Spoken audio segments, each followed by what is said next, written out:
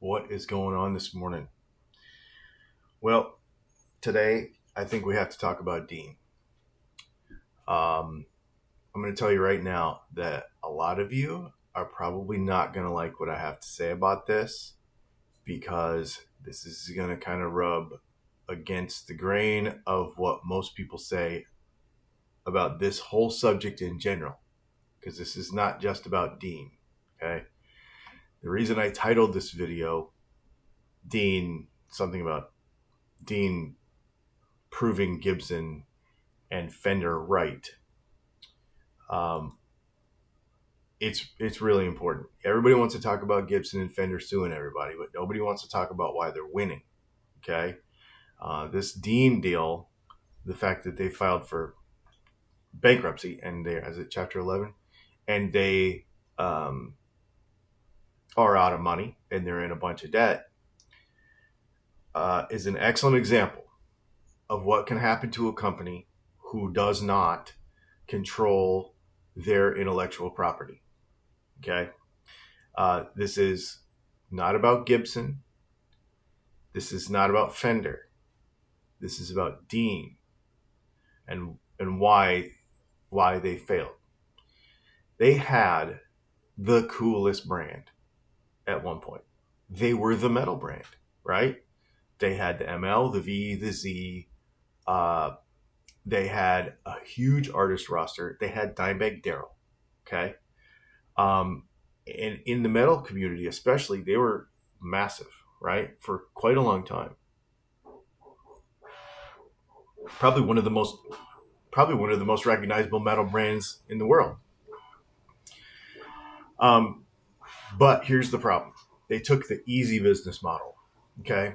They're like, well, we're metal, bro. So we're going to make Vs and we're going to make Explorer styles. We're going to make, and anybody could do that. They could say, well, hey, I'm going to make an LP style. I'm going to make a Strat style, You don't have to learn what it is. It's pretty easy to do. All you really have to do is just design a crazy headstock, which they did, which was crazy. And some people loved it. Some people hated it. Nobody's got to be convinced that it's awesome, because when you see it, you're like, yeah, that guitar is so metal. Here's the problem. You don't own the market. Even if you think you own the metal market, you don't, because you're borrowing it. It's not yours. Okay. And as a result of that, when Gibson said, hey, this is my brand, this is my trademarked shape, and I'm going to protect it, whether you like the outcome or not, the risk was always there for Dean to lose the ability to make those guitars. And you're going to say, well, yeah, but they've been doing it since the 70s. Yeah. Don't forget Ibanez. Don't forget that whole era where Gibson was going after trademarks and they were doing stuff and things were happening back then. The people at Dean knew. They knew.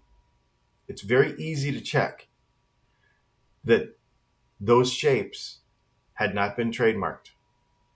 At some point, depending on the law, at some point, there was a risk. When you, even somebody who makes a Strat shape, not so much anymore, but back in the day, like if in the 70s, for example, in the 80s, before the precedents were set, if you used a Strat shape, you were always at risk of losing your livelihood.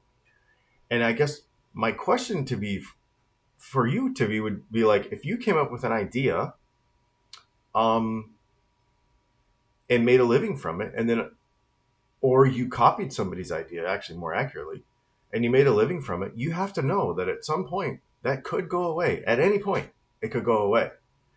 And the company that you work for, whoever it is, whether it's an insurance company or you deliver pizzas, it doesn't matter. That company wants to make sure that the shape of their pizza, the name of their crust, the marketable name of their crust, whether it's a stuffed crust thing or whatever, okay? Or, that the shape of the Magneti sign that goes on the top of your Honda Civic. All that stuff, that company right now is making sure that nobody can steal that, so that in the future you don't lose your job. Won't lose it for other reasons, but not that one. And it's the same thing in the insurance business. It's the same thing in the hardware business. It's the same thing everywhere.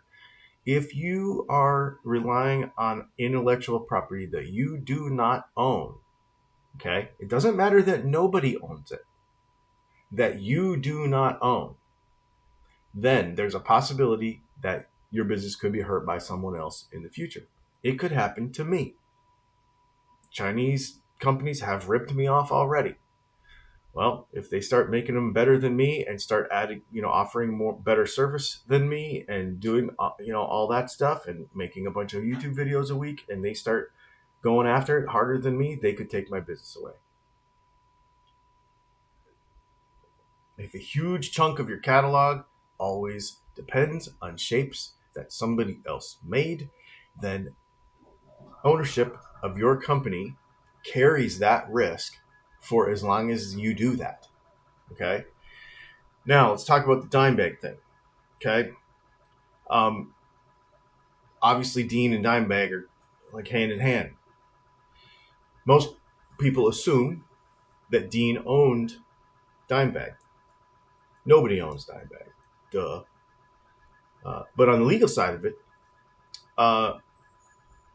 that the ownership of the namesake, even the shapes of the guitars and the designs, were never clearly. Let's just say that the Dimebag estate is contesting it, and it's kind of gone both ways a couple of times. It's not totally done yet, I don't think. But the bottom line is they can't sell that shape, at least until this thing is settled, or they win it. They have to win it and settle it, but they can't sell it until that happens, right? So they don't have that guitar. It's been years. So Dimebag was their biggest line. So look at the percentage now of guitars where the intellectual property is not clearly owned by them, and they're at risk of losing it. They lost all the Gibson stuff, then they lost all the Dimebag stuff. This is intellectual property issues, right? This is not the quality of the guitar. This is not where it's made. This is none of that. This is intellectual property issues. That is what has led them to be where they are. If you're going to go into a licensing situation, if you're going to go into any of that with anyone, you need to be very clear who owns the IP. This is why the Guitar Center thing is so clear in there. We're going to own it. They never want to get to a situation where, well, this curve on the guitar is now being disputed by some ding-dong in Illinois who wrote it on a napkin and told him it was a good idea. Okay? That's why they're doing it, is this. Because it's not who owns it.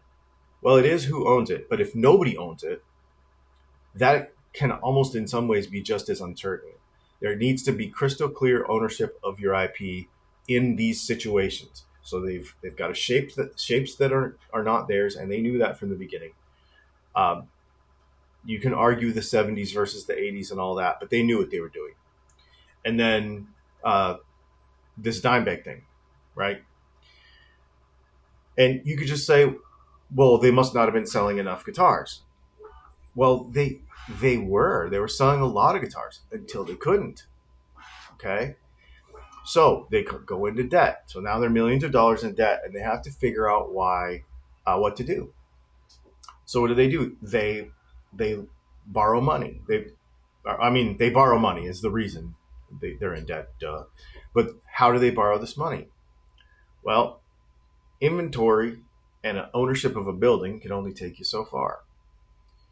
Banks and finance companies want assets. They want things that can be valued. Well, what can be valued? Even if the founder leaves, which he did under sketchy circumstances.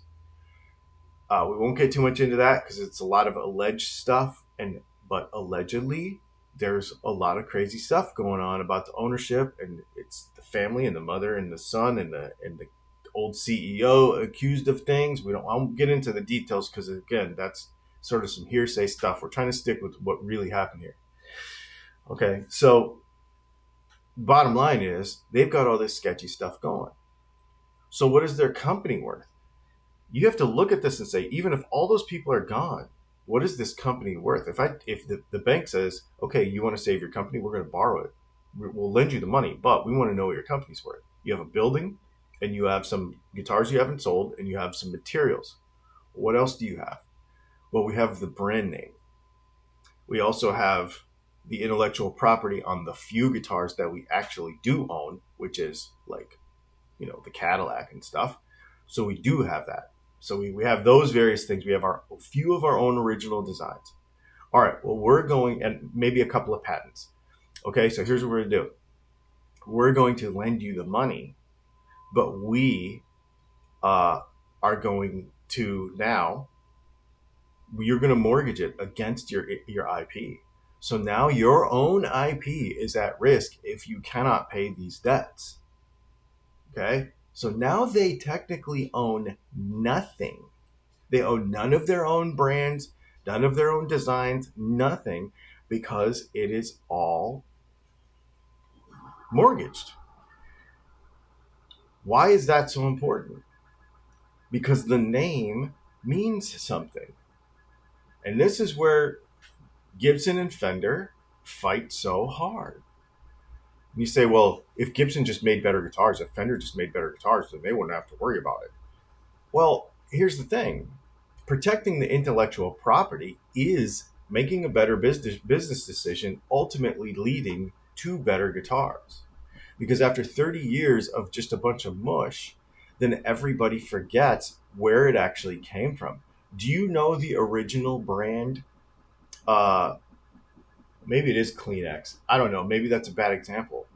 Do you know any other brand, actually? The name of any other brand of Play-Doh, for example, that was successful? No, because they didn't have the brand name. So when you say, when